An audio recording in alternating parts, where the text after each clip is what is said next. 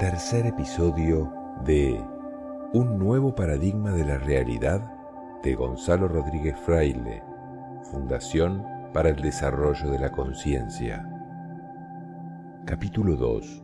El ser humano en el nuevo paradigma. 2.1. Somos un alma en evolución. La definición de un ser humano según el antiguo paradigma podría ser la siguiente. Un ser humano es un animal con un cuerpo físico que también tiene un cerebro racional, con un neocórtex que otros animales no tienen y un alma. Esto último solo se cree si se es espiritual, religioso. Por lo tanto, el ser humano es visto como un animal racional con capacidad de trascendencia. En definitiva, como un ser físico que tiene una experiencia espiritual, en lugar de como un ser espiritual que tiene una experiencia de aprendizaje en el mundo físico. Según esa definición, la mente es un epifenómeno del cerebro. En esencia, es el cerebro, materia inanimada, lo que causa la mente, o dicho de otra manera, lo que hace que la mente exista. Sin embargo, la emergente visión actual considera al ser humano como un ser espiritual. La realidad más real, más significativa del ser humano reside en el alma, que tiene existencia eterna. El alma pasa por una experiencia evolutiva y temporal en un cuerpo físico y en una personalidad individual, con el fin de adquirir comprensiones alineadas con la verdad y el propósito del plan evolutivo universal. Es posible entender el alma como un paquete individualizado de energía con información. Los cuatro cuerpos. Tanto la sabiduría perenne de la humanidad, por ejemplo, Upanishads, Sorah, etc., como la nueva ciencia, creen que los seres humanos poseen un cuerpo físico y otros cuerpos sutiles. El alma humana dispone de cuatro cuerpos o filtros para interactuar con el mundo de la materia. Tales filtros determinan la propia existencia y el nivel de conciencia determina cómo y en qué porcentaje se utilizan.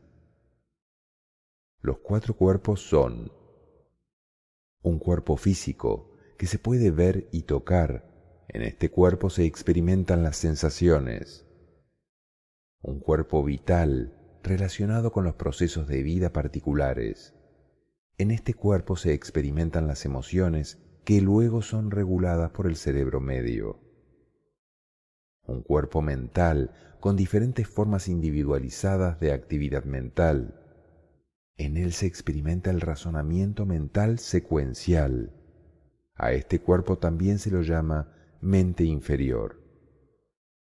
Y un cuerpo supramental, que contiene los aspectos aprendidos de los movimientos de la mente. Esta es la raíz de la intuición. También es llamado mente superior, cuerpo supramental o cerebro etéreo. En la figura de los 5 cuerpos de la conciencia, tomada de Goswami en su libro La física del alma, podemos observar el cuerpo físico rodeado por el cuerpo vital, rodeado por el cuerpo mental, rodeado a su vez por el supramental, y por fuera, gloria, ilimitado.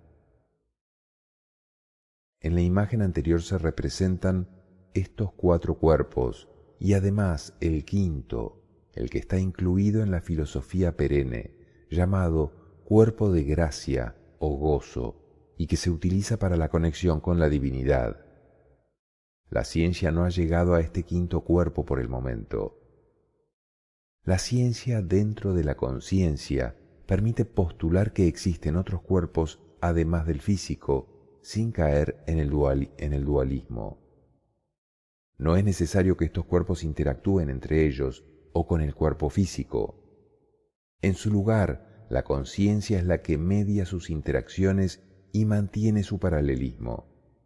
El biólogo Rupert Sheldrake llega a la misma conclusión al observar que los genes no tienen los programas necesarios para la morfogénesis o creación de las formas.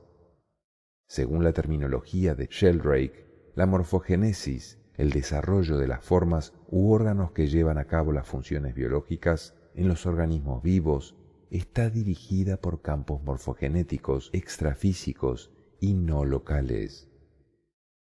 Lo que experimentamos como sensaciones no es sino el resultado de la acción de los campos morfogenéticos, que no son otra cosa que las descripciones equivalentes del cuerpo vital.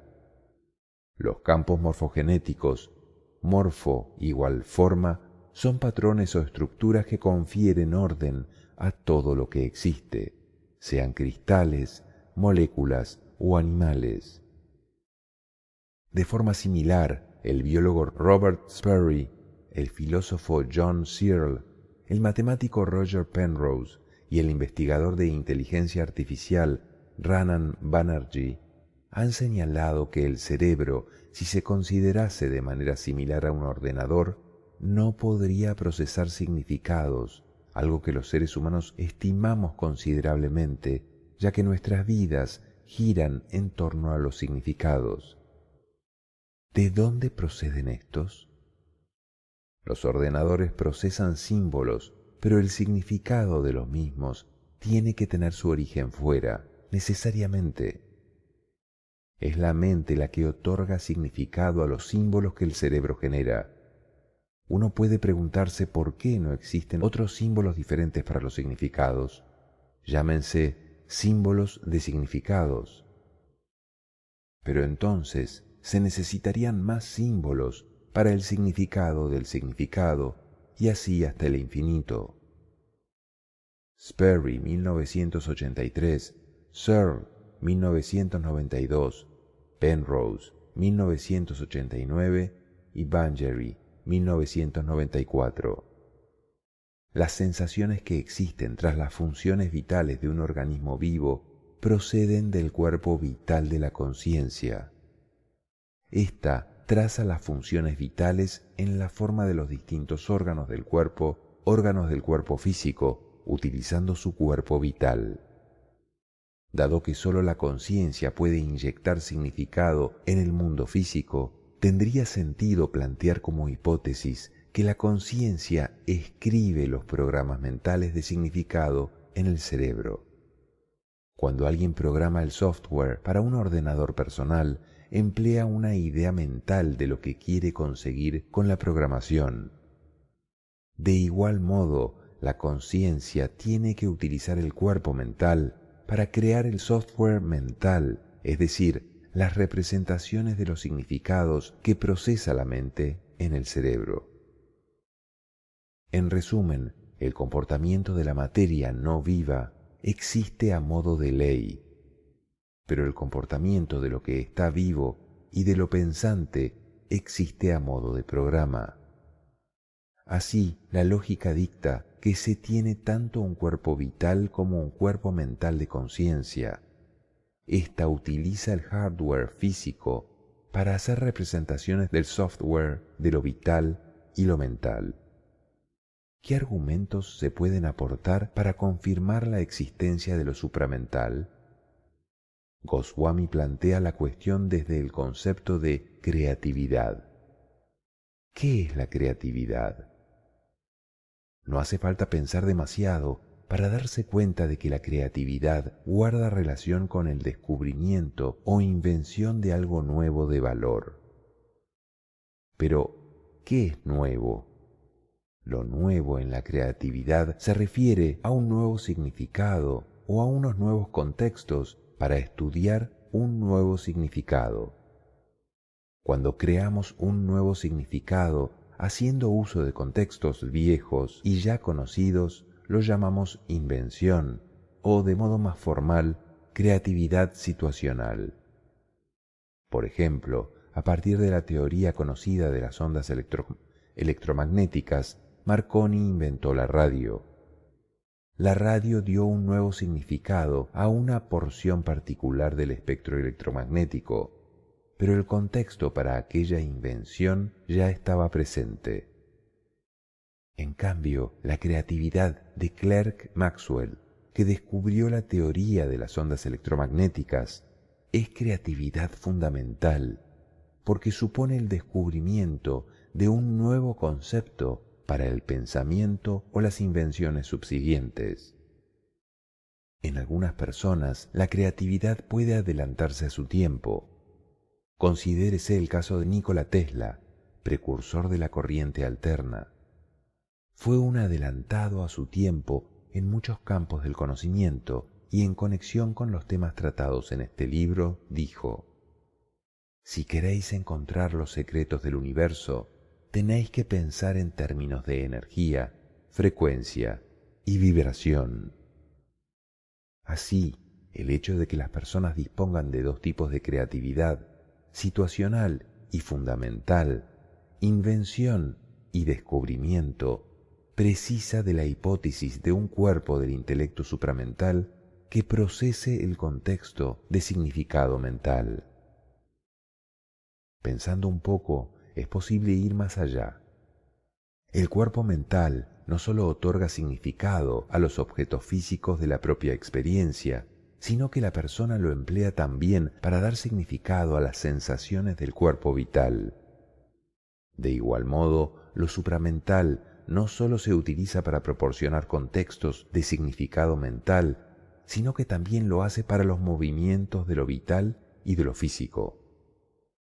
Dicho de otro modo, el intelecto supramental es el cuerpo de temas arquetípicos que conforma los movimientos de lo físico, lo mental y lo vital. Se puede observar lo mismo en los postulados de la sabiduría antigua.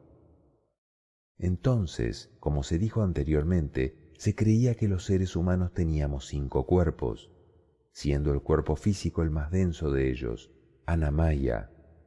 El siguiente sería el cuerpo vital, Pranamaya. El siguiente, incluso más sutil que los anteriores, el cuerpo mental del movimiento de la mente y el pensamiento, o Manomaya. Por último, si nos ajustamos a los 4 cuerpos cuya existencia admite la ciencia, estaría el llamado cuerpo de la inteligencia supramental, o Vijnanamaya. Así, parece claro que los puntos de vista científicos y de la sabiduría antigua son muy similares. No obstante, la sabiduría perenne agrega un 5.º cuerpo a la ecuación, Anandamaya, cuerpo de gracia y gozo, hecho de alegría espiritual, éxtasis y felicidad. La información en el ser humano, el archivo de conciencia. Como todo lo demás en el universo, el ser humano está compuesto esencialmente por energía e información. Comprender que somos energía densa o materia ya habrá quedado claro. Las siguientes preguntas podrían ser: ¿dónde está y cómo funciona la información en el ser humano? Se postula que éste posee diferentes archivos de información relacionados con los diferentes cuerpos. Para simplificar, se puede decir que el ser humano está dotado de 3 archivos de información. Cada uno de ellos vibra a diferentes frecuencias, como lo hacen los cuerpos a los que el archivo va adherido. Tales archivos son: archivo genético, asociado con el cuerpo físico y hardware, para el apoyo de los otros cuerpos. Es corruptible, puede ser dañado o destruido y se disuelve con la muerte física. Por ejemplo, si una persona bebe 5 botellas de alcohol cada día, puede acabar con cirrosis y otro tipo de daños en su archivo genético. Archivo mental. Incluye el carácter, la personalidad y el condicionamiento, es decir, el software. También es corruptible. Por ejemplo, si la persona deja que los pensamientos negativos aniden mucho tiempo en su mente, esos influirán debido a la causalidad descendente, de lo más sutil hacia lo más denso, en la fisiología cerebral. Y probablemente aparecerá una depresión o cualquier otro síntoma, dañando así el archivo de información mental. Este archivo también se disuelve con la muerte física. Archivo de conciencia. registra la comprensión obtenida de cada experiencia evolutiva, pero solo la que correlaciona con el propósito evolutivo del universo.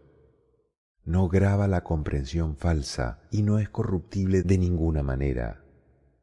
Este archivo no desaparece ni se disuelve con la muerte física. Se encuentra ligado al alma y la totalidad del proceso evolutivo consiste en el llenado del mismo. Después de la muerte física, continúa su experiencia evolutiva. Esta puede incluir otras experiencias físicas. Las comprensiones que se graban en el archivo de conciencia son, en primer lugar, realizadas en los otros cuerpos, menos sutiles, donde está anclada la evolución del alma en cada una de sus experiencias en los mundos físicos. Tal y como ya se ha comentado, muchos cosmólogos creen que vivimos en un multiverso.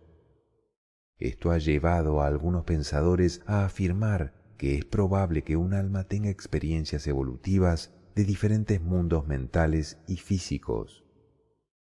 Por lo tanto, el cuerpo y la mente no son la realidad humana última.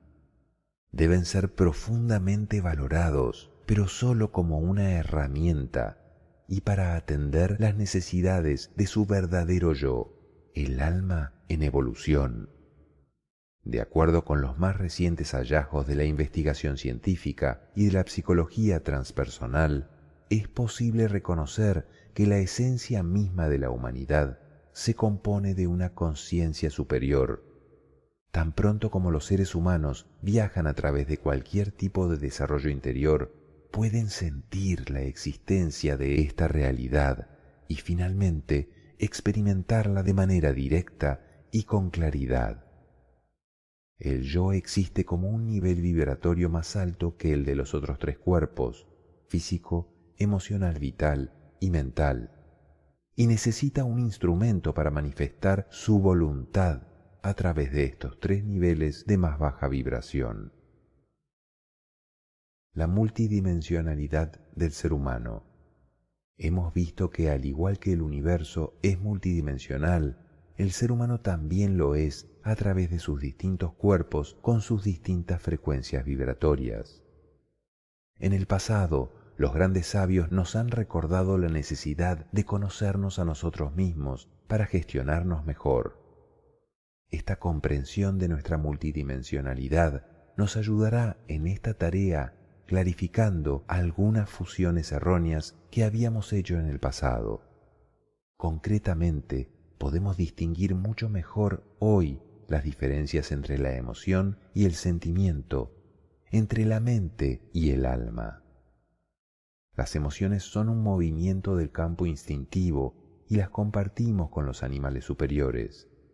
Por ejemplo, un perro tiene emociones y no sentimientos porque tiene cuerpo instintivo, pero no capacidad de razonamiento abstracto. Es importante conocer esto para poder sanar mejor las emociones negativas. Ante ellas caben tres estrategias: reprimirlas con la desventaja de que se somatizan, expresarlas con la desventaja de que estropeamos las relaciones, o canalizarlas, soltarlas, que es la estrategia más indicada.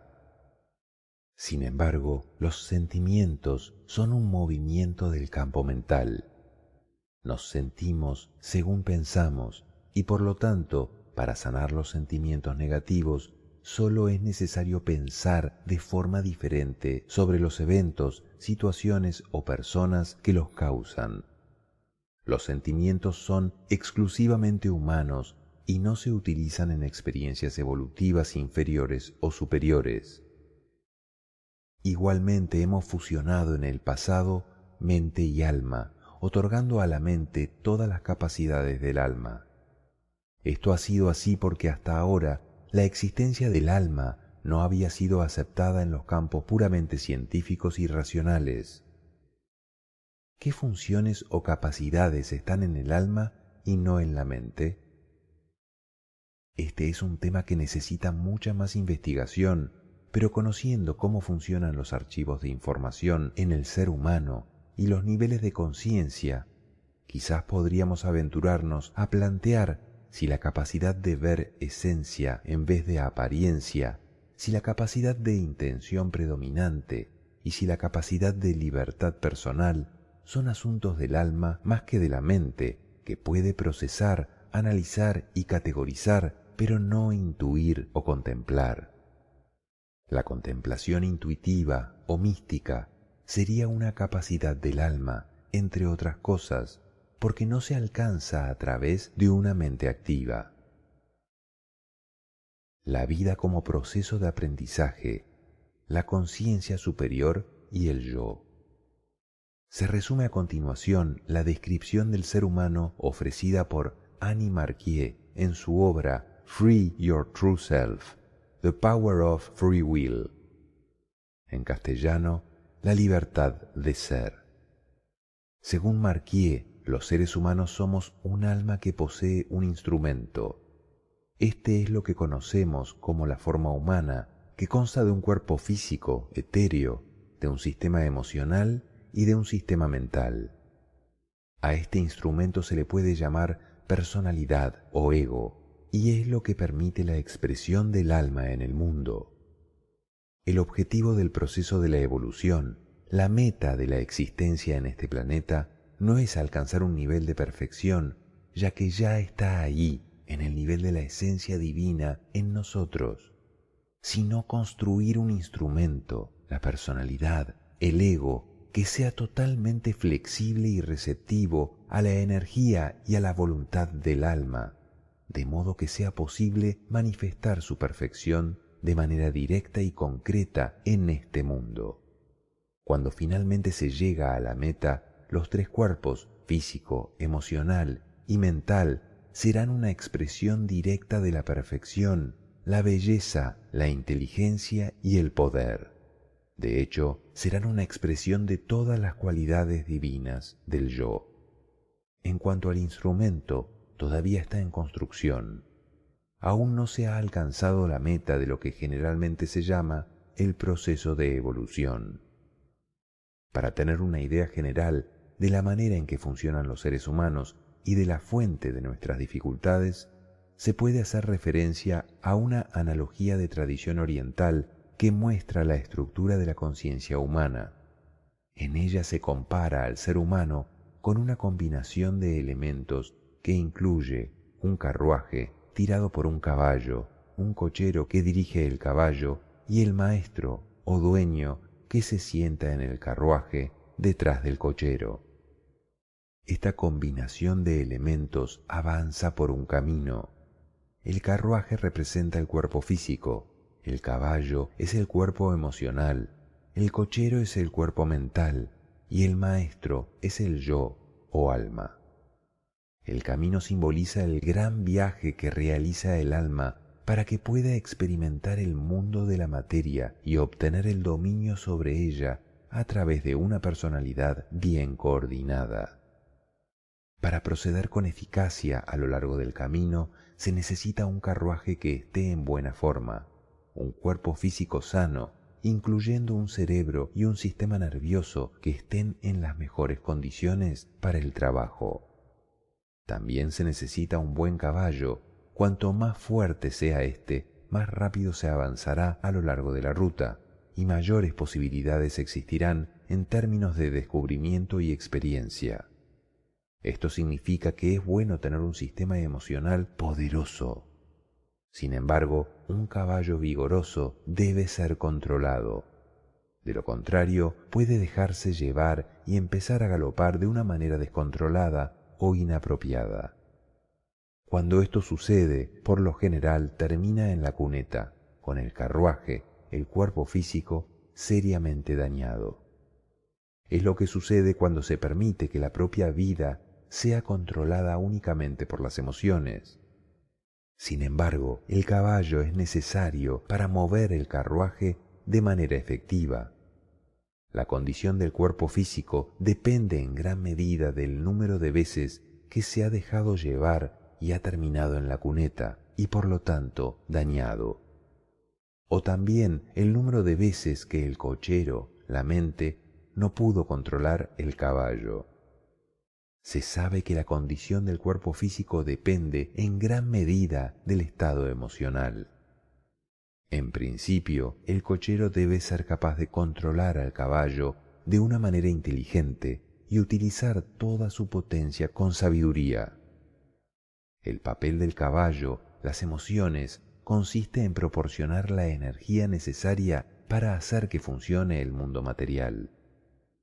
Por su parte, el cochero, el cuerpo mental, juega el papel de controlar esta energía con inteligencia. Pero el cochero no conoce la ruta. En este sentido, debe sintonizar con las instrucciones que proceden del ser, yo, alma, es decir, el maestro que se sienta en el carruaje, y cumplirlas. Para que el viaje sea de provecho, el maestro, que es el único que tiene una percepción exacta de la realidad en todo momento, ha de dirigir toda la combinación de elementos. De la misma manera, para que la parte mental de un ser humano pueda cumplir totalmente su propósito, debe, por un lado, desarrollar su capacidad para estar en contacto directo y consciente con el alma, con el fin de sintonizar con claridad con sus indicaciones, y por otro lado, desarrollar un conocimiento profundo de su naturaleza emocional, con el fin de canalizar su energía sabiamente. También ha de saber cómo hacer que el recorrido sea eficaz e inteligente. Cuando se alcanza este modo ideal y equilibrado de funcionamiento, quiere decir que la personalidad, una combinación física, emocional y mental de elementos, está totalmente subordinada al maestro. El ser, yo, alma, puede entonces manifestar plenamente todas sus cualidades en el mundo físico. Para comprender la situación actual de los seres humanos hay que echar un vistazo más preciso al modo en que funciona el cochero. En realidad se trata de un personaje de dos caras. De hecho, de acuerdo con las enseñanzas espirituales que han podido verificar a través de innumerables observaciones prácticas, es factible considerar que el cuerpo mental está compuesto de dos partes. La primera, o mente inferior, que pertenece a la personalidad. Por ahora se encuentra íntimamente ligada a los mecanismos emocionales. Esta parte de la mente no dispone de conocimiento y funciona como una máquina, a partir de automatismos procedentes de experiencias pasadas. No obstante, está muy activa en la conciencia colectiva, demasiado activa en realidad, en el sentido de que no permite actuar a la mente superior, no deja sitio a la intuición y dificulta la iluminación. La segunda, que se denomina mente superior, está en contacto directo con el ser, yo, alma. Es, de hecho, el vínculo entre el alma y la personalidad. A través de su relación con el ser, yo, tiene acceso al conocimiento. Cuando la mente superior está activa y la mente inferior está en silencio y receptiva, la personalidad se deja guiar por la energía del ser, yo, y manifiesta en el mundo lo mejor de sí misma. Así, la vida resulta muy satisfactoria. La analogía del carruaje es útil ya que permite captar la importancia que tiene la mente en el correcto funcionamiento del sistema humano. La calidad de la propia vida depende de qué parte de la mente está ejerciendo el control. Si la mente superior está a cargo, se está entonces en contacto con el ser, yo, y las consecuencias para la persona son radicalmente distintas. Conviene recordar que tanto el cuerpo físico como el emocional poseen sus propias leyes de funcionamiento y el rol de la mente es precisamente aprender a controlar estos mecanismos de manera eficaz y siguiendo la voluntad del ser yo.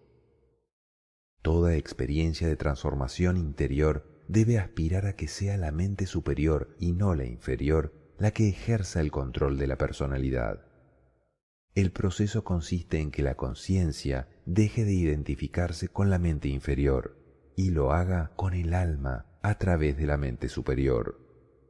La información interna se da, por tanto, cuando la conciencia armoniza con el ser, yo, en lugar de con el ego. En cambio, si la conciencia se identifica con el ego a través de la mente inferior, la consecuencia es una inadecuada percepción de la realidad. Se vive en la ignorancia y se depende de automatismos que proceden del pasado. La propia experiencia vital se convierte en difícil y limitadora tanto para uno mismo como para los demás. Por el contrario, cuando la conciencia llega a identificarse con el ser, yo, a través de la mente superior, el entendimiento es exacto y preciso en cualquier momento. Se vive una experiencia gozosa del mundo y se tiene una enorme sensación de dominio y libertad. El propio comportamiento y la calidad de la experiencia vital depende directamente de con cuál de los dos aspectos se identifique la conciencia. El trabajo de cambiar el punto de identificación de la conciencia es, por tanto, esencial para este proceso de transformación. Con el fin de comprender las dificultades presentes, en el intento de vivir en un estado permanente de paz y armonía, hay que entender tanto el proceso de identificación con el ego por el cual la conciencia tiene que pasar para que el ego pueda construirse, como el contrario, el de desidentificación, al que uno se debe someter para recuperar la libertad. Constituye el orden natural de las cosas el que la conciencia deba primero identificarse con el ego a fin de edificarlo. Durante ese período de construcción, en ausencia de la sabiduría del ser, el ego desarrolla un mecanismo de funcionamiento que es la mente inferior. En la actualidad, son muchas las personas que no necesitan el refuerzo de su personalidad porque ya está suficientemente bien construida. En la conciencia de estas personas arde el deseo de librarse de las ataduras de su mecanismo inferior. Ha llegado pues el momento en que la identificación con el mecanismo del ego no solo no es adecuada, sino que se ha convertido en fuente de sufrimiento y limitación. Lo que fue útil en cierto punto de la evolución es ahora un obstáculo. Así se trata de perfeccionar un ego imperfecto para luego soltarlo. Uno solo se puede deshacer de un ego perfeccionado. Dependiendo del nivel de evolución de cada persona, es posible encontrar a muchos seres humanos que todavía se identifican con el ego, mientras que otros pocos han logrado identificarse con el ser, yo, en diversos grados. Entran en acción en este ámbito dos dinámicas diferentes. Estas dependen, como ya se ha dicho, de que la conciencia se identifique con el ego o con el ser, yo. Si bien es cierto que hay que aspirar a soltar el apego hacia el mundo, esto no debe ser tomado en el sentido de tratar de escapar de tal relación, sino más bien en el de intentar obtener el dominio sobre ella. La identificación con la personalidad no supone un error. Fue algo necesario durante miles de años. Su fin era hacer posible la construcción de un instrumento físico, emocional y mental para que el absoluto se manifestase en este mundo y para que se efectuara la unión del espíritu con la materia. Cuando ese instrumento está suficientemente bien construido, es el momento de soltar el apego de la conciencia hacia la materia, es decir, de la separación y la identidad en el nivel del ego, con el fin de colocar el instrumento bajo el control del ser yo. Por lo tanto, la negación del ego no es algo malo, tan solo hay que adoptar la perspectiva adecuada. Muchas personas hoy en día están dispuestas a cambiar su enfoque operacional hacia el alma, pero los viejos mecanismos permanecen activos en la conciencia, de modo que se continúan experimentando ambas maneras de funcionar, dependiendo de las circunstancias. Se llega entonces a un cruce de caminos donde hay que tomar una decisión. O se deja a la conciencia seguir identificándose con el ego y se expone uno a posibles consecuencias nefastas, o se desplaza la identificación de la propia conciencia hacia la realidad del alma, mediante un trabajo interno consciente para reconectar con la verdadera naturaleza humana, con el profundo significado de esta vida y con la alegría y libertad de ser.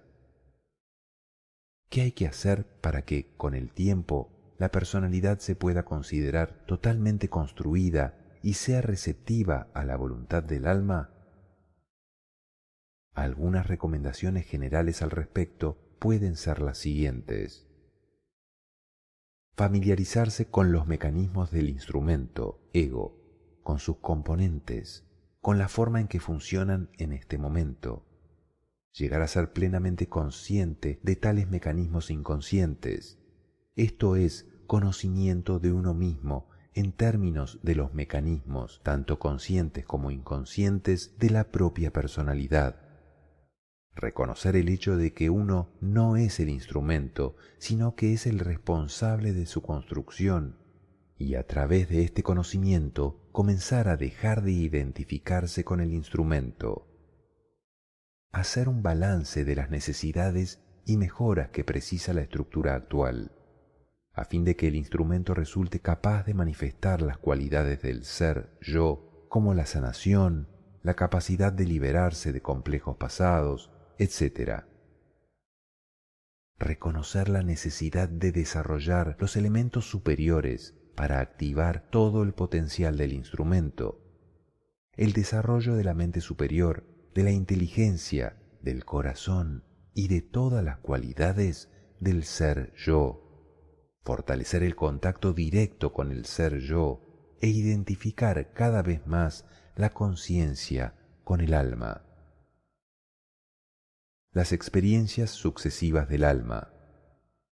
Para explicar esta idea, se seguirá el argumento de Annie Marquier en su obra anteriormente citada. Desde hace tiempo, la humanidad ha estado trabajando en la construcción y alineación progresiva del ego a través de un proceso específico que se desarrolla principalmente mediante una serie de viajes al mundo de la materia, un conjunto de sucesivas vidas. Por medio de estas incursiones en los tres mundos, es posible seguir perfeccionando el propio instrumento para la expresión de la voluntad del ser yo. Al completar cada viaje, se gana sabiduría y dominio, y se incorpora un equipaje muy valioso, así como alguno no tan valioso: obsesiones, recuerdos negativos, fracasos, sufrimientos, etc. También ciertos aspectos que aún no se han logrado dominar y que por lo tanto necesitan ser trabajados. El hecho de que una persona tenga la oportunidad de hacer varios viajes en el mundo de la materia en lugar de solo uno es algo que se ha aceptado más ampliamente en la conciencia colectiva en las últimas décadas. Estos viajes se llevarían a cabo con el fin de construir y perfeccionar el propio instrumento y su alineamiento con el alma. A pesar de que va ganando aceptación, este fenómeno necesita en cierta medida ser aclarado, ya que todavía persiste mucha confusión en torno al tema. En términos simples, no es el ego lo que se reencarna.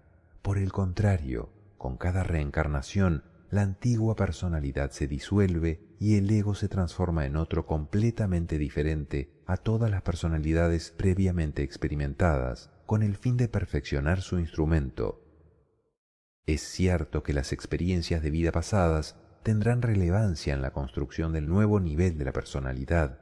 Somos inmortales en el nivel del ser, yo, alma, pero mortales en términos de personalidad, y en la medida en que uno siga estando identificado con esa personalidad, efectivamente morirá. En este contexto, por lo tanto, se puede contemplar el fenómeno de la reencarnación como el proceso de construcción del propio instrumento para la manifestación del ser yo en los tres mundos, y no como una ilusión de permanencia para el ego. Por ello, es mejor denominarlo experiencias sucesivas y no reencarnación. De este modo se evitarán confusiones, como la creencia en la posibilidad de que se reencarne el conjunto de la persona, o la de reencarnarse en un ser menos evolucionado, como un gato, por ejemplo.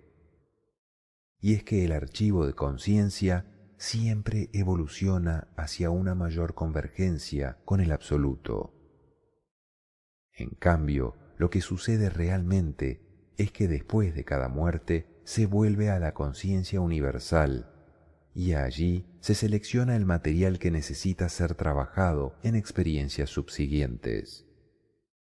Sobre la base de nuestras observaciones, parece que se trata de un principio muy útil para ver las cosas desde la perspectiva de vidas sucesivas individuales. De hecho, cada unidad, alma, es responsable de trabajar en su propia transformación. Este ángulo hace que sea más fácil identificarse con el alma, ya que ésta está constituida por la suma de las experiencias acumuladas por las diferentes personalidades. Si se rechaza la perspectiva de una serie de vidas individuales, se elude automáticamente cualquier posibilidad de que las personas puedan realizar un trabajo interior, dirigido específicamente a lo que hay que hacer en el nivel inconsciente. Todo lo que se necesita es simplemente evitar considerar estos cursos de la vida personalmente en el nivel del ego. Estas diferentes vidas no pertenecen a la personalidad actual de la persona, sino a su alma, como parte del material que tiene que trabajar. Y puesto que en el nivel del alma los seres humanos no estamos separados unos de otros, realmente no se puede decir que estas vidas son nuestras, de cada uno. Pero, por otra parte, es mi alma.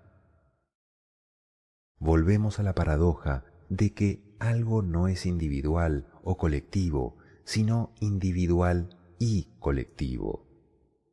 Ambos enfoques finalmente convergen en lo que aparenta ser una paradoja, como es siempre el caso cuando se intenta describir la realidad en el nivel del alma en lugar de en el nivel de la mente ordinaria, con sus obvias limitaciones. Prácticamente es imposible describir la realidad del yo, ser, alma, mediante conceptos que pertenecen a la personalidad. Sin embargo, una vez que se ha asimilado la paradoja, lo que queda es la realidad fundamental de que el alma está construyendo un instrumento a través de experiencias sucesivas en el mundo de la materia. Estas vidas no somos nosotros, son simplemente experiencias del ser yo. Por otro lado, los seres humanos tenemos la responsabilidad de hacer algo con tales experiencias. Al final de cualquier vida, el cuerpo físico muere, como todo el mundo sabe. También se sabe que la sustancia o materia que conforma ese cuerpo se deshace por completo. En ese momento, de acuerdo con la ciencia materialista, la persona desaparece para siempre. Y en efecto, es cierto que el cuerpo físico lo ha hecho. Sin embargo, la conciencia que habitaba en ese cuerpo no deja de existir. De hecho, después de abandonar el cuerpo físico, la conciencia del alma continúa teniendo experiencias en el plano emocional, también llamado plano astral, así como en el plano mental. El individuo, por lo tanto, sigue existiendo por un tiempo en el mundo astral, con todos los pensamientos y emociones que experimentó durante toda la vida física de la que acaba de salir. El cuerpo de su personalidad está hecho entonces solo de materia emocional y mental. Después llega el momento de dejar el mundo emocional tras haber hecho lo necesario en ese nivel. Ahora la persona está muerta en este mundo emocional, se aparta de su cuerpo emocional que más tarde se une con la materia sutil universal, tal como el cuerpo físico se fusiona con la materia física universal tras su muerte física.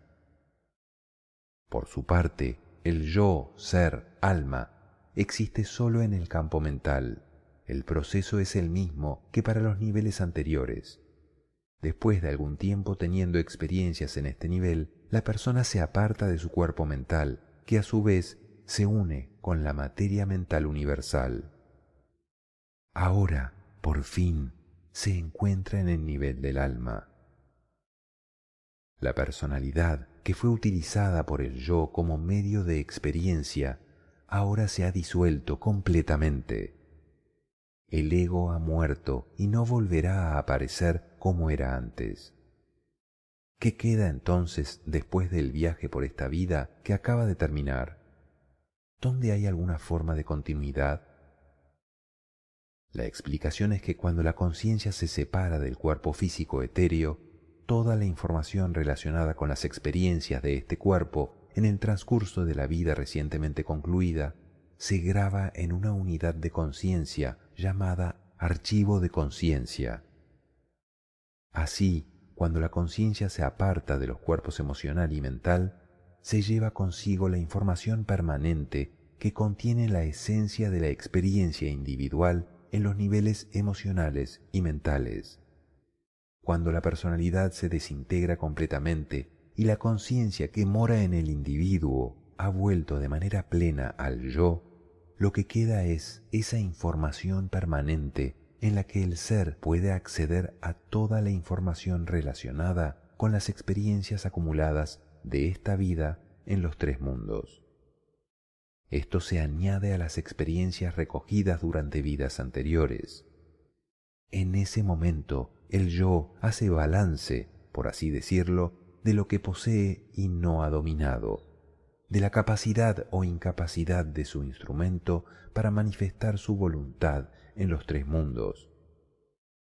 Sobre esta base, también determina qué lecciones aún no se han aprendido, selecciona una fecha apropiada y establece las condiciones para la recreación de un nuevo instrumento en un contexto propicio para el aprendizaje posterior. Así que no es la forma, ya sea física, emocional o mental, no es la última personalidad vivida la que se reencarna, puesto que ya no existe. El yo simplemente construye un instrumento más a la luz de las experiencias del pasado, otra personalidad para emprender un nuevo conjunto de experiencias. Este último no es completamente independiente de otras personalidades anteriores, ya que se basa en lo aprendido hasta el momento, en todos los aspectos de la conciencia que ya se han desarrollado, en todas las lecciones aprendidas o por aprender. Por lo tanto, el nacimiento físico de un ser está dotado de un potencial relativamente bien definido en los niveles mental, emocional y físico como resultado de la integración de todas las experiencias del pasado.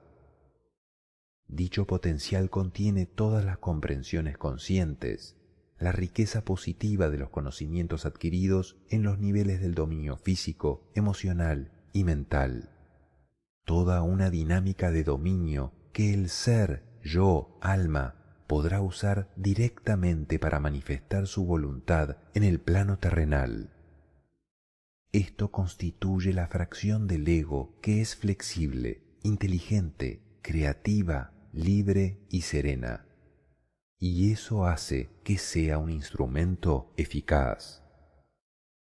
Por otra parte, dado que el proceso de evolución no se ha completado, este ser, yo, alma, también lleva consigo los fragmentos del ego que se encuentran todavía en un nivel bajo de desarrollo o que se han solidificado o bloqueado como resultado de experiencias pasadas. Lo que todo esto significa es que ahora los individuos poseen un cierto número de experiencias positivas en términos de conocimiento y sabiduría, de las que deriva un cierto grado de dominio en los tres mundos, pero también llevan todavía una pesada carga de material no comprendido y basura psicológica como subproducto del propio proceso de construcción. La falta de dominio proviene de estas partes del ego, así como todo el sufrimiento y las limitaciones que experimenta una persona en su vida. Aunque parezca que la evolución de cada individuo es independiente de la de los demás, la verdad no es tan simple. Todos los seres humanos estamos conectados en última instancia, y cada historia individual en algún momento habrá de tener una mayor participación en la evolución de una conciencia más universal. En realidad, la humanidad está progresando de forma colectiva. Este sentimiento crece según va evolucionando un individuo. Parece que se intensifica la presión en el alma, lo que obliga a la persona a proseguir su búsqueda a través de todos los medios que encuentra a su disposición. Hasta ahora, los que sentían esta llamada interior de manera clara eran muy pocos, en lo que se refiere a su número. Hoy en día la presión espiritual colectiva del alma, fomentada por todas aquellas personas que ya han abierto caminos hacia la autorrealización, ha alcanzado un nivel de tal intensidad que un número creciente de seres humanos está sintiendo esa llamada interior con mayor o menor claridad. Esto explica por qué se percibe ese despertar de la conciencia que tiene lugar en todo el mundo y que se manifiesta poco a poco en todos los ámbitos de la actividad humana, ya sea política, social, económica, médica o de la educación, y en el creciente interés público en una gran variedad de actividades que tratan con mayor o menor profundidad el crecimiento personal y las realidades sutiles. Tal despertar se experimenta con diversos grados de conciencia, por supuesto, pero es un signo seguro de que la humanidad en su conjunto está buscando una manera de salir de la constricción del materialismo. Estamos a punto de encontrar el camino hacia un mayor nivel de conciencia y de libertad. Además, es posible que la persona note que se siente cada vez menos motivada por sus intereses personales. Al acceder y conectar con la energía del alma, el deseo de contribuir se convierte en la motivación más profunda y natural para llevar a cabo ese proceso interno. Se busca espontáneamente ayudar a otros, crear trabajo de una forma original, manifestar el amor de un modo concreto a través del servicio a la humanidad.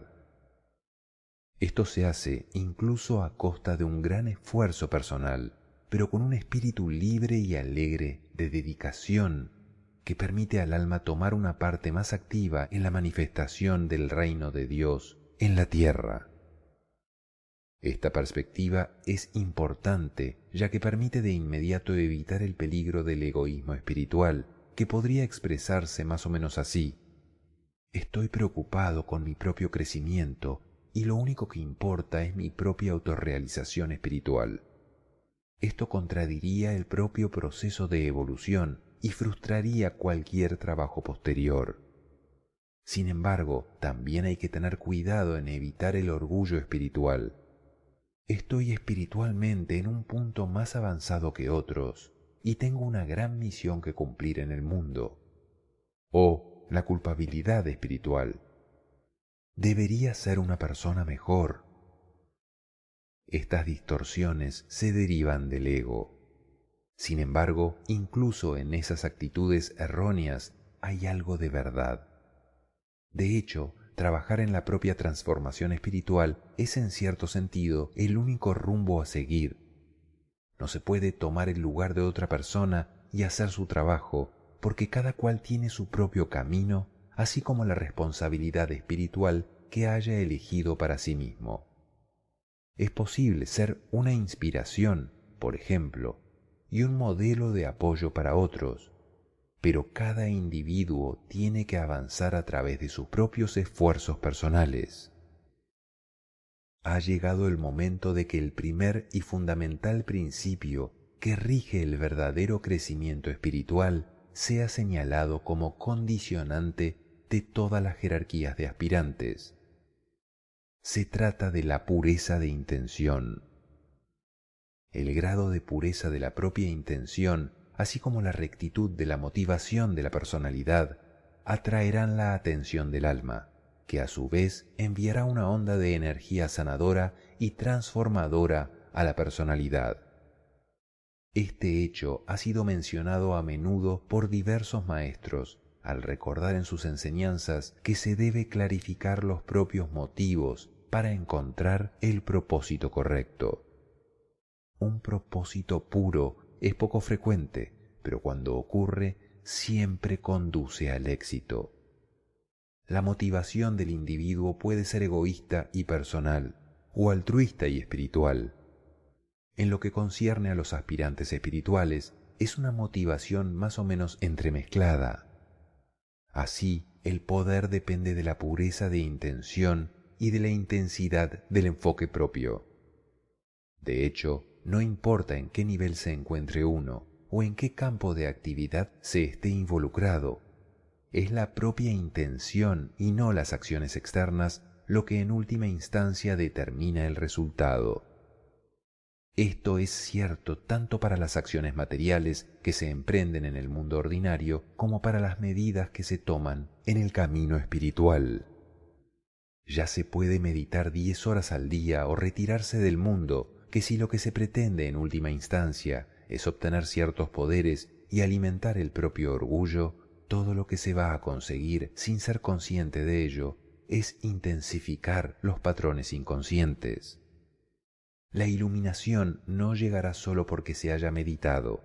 Es esencial desarrollar verdadero conocimiento de uno mismo si no se quiere perder el propio ser en la ilusión de buenas intenciones que de hecho emanan directamente desde la parte inconsciente del ego. Lo mismo ocurre con todas las disciplinas y técnicas para la transformación interior, así como con los métodos de desarrollo espiritual o las prácticas espirituales.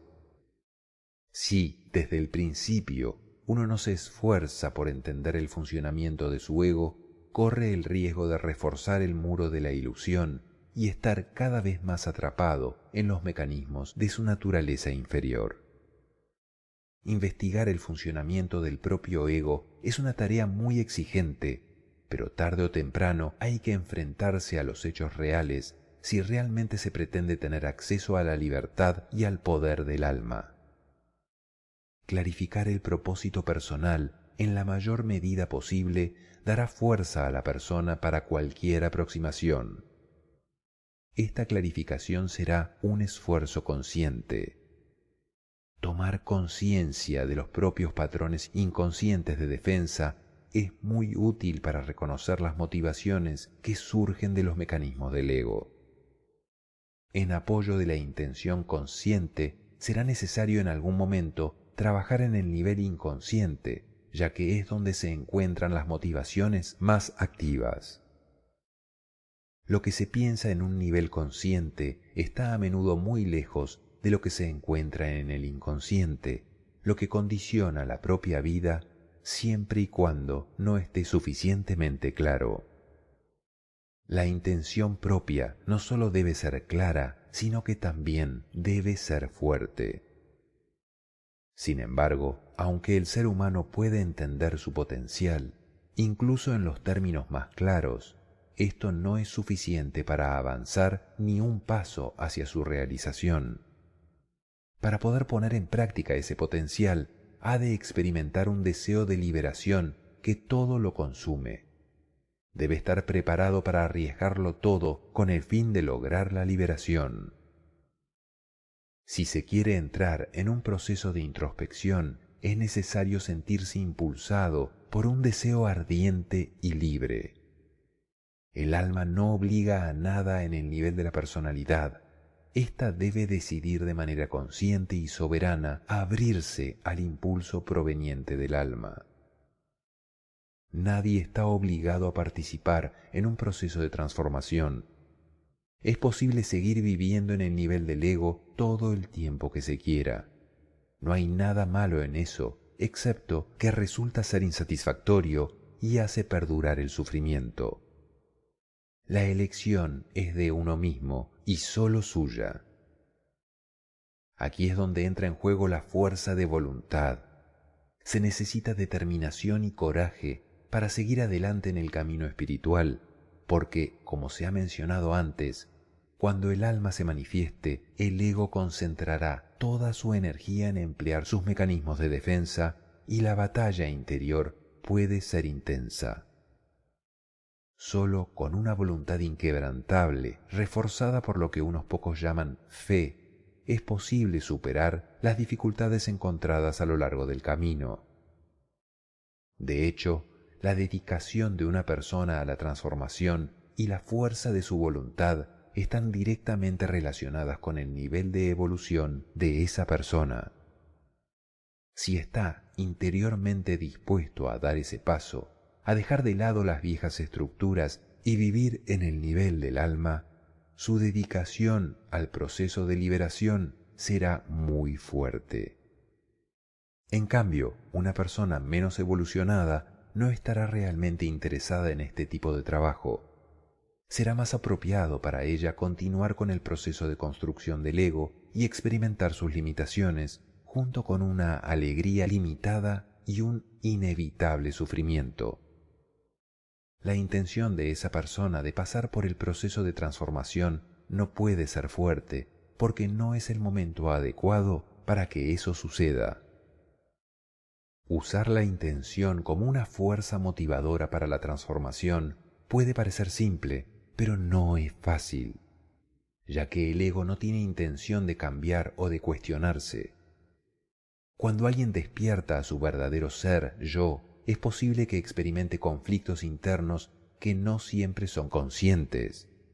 La voluntad del ser, yo, es acelerar el proceso de transformación a través de un cambio radical en el mecanismo de la conciencia, mientras que la voluntad del ego es la de mantener el status quo. Una vez que el individuo es consciente de la labor que ha realizado y está dispuesto a participar en este trabajo en el contexto del alma, en ese punto los métodos se vuelven muy eficaces. No importa cuál sea el método utilizado, se podría decir que una intención débil produce resultados débiles, mientras que una fuerte produce resultados de gran alcance. Y por la misma medida de intención, un método regular puede producir buenos resultados, mientras que un muy buen método dará excelentes resultados. Por otro lado, sin una intención clara y fuerte, un método, por muy bueno que sea, no va a dar lugar a resultados duraderos.